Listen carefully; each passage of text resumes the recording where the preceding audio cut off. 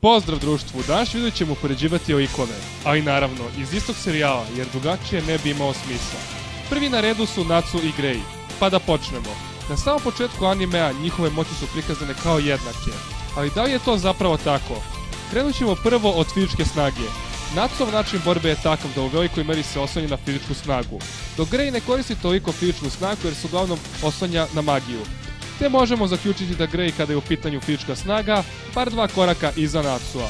Pređemo sada na samu magiju. I jedan i drugi karakter imaju neverovatne magične sposobnosti.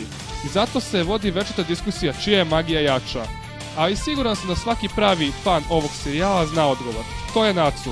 Sada pitanje je zašto uvek baš on.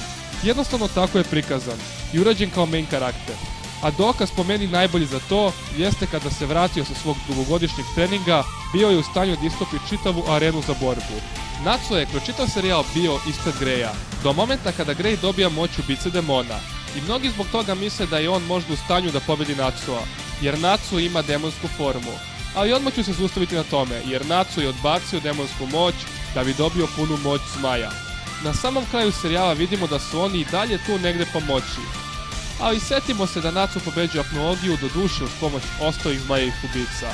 U prevodu, Natsu je jači, a i Grey je tu odmah iza njega. Pozdrav ljudi i želim vam ugodan dan.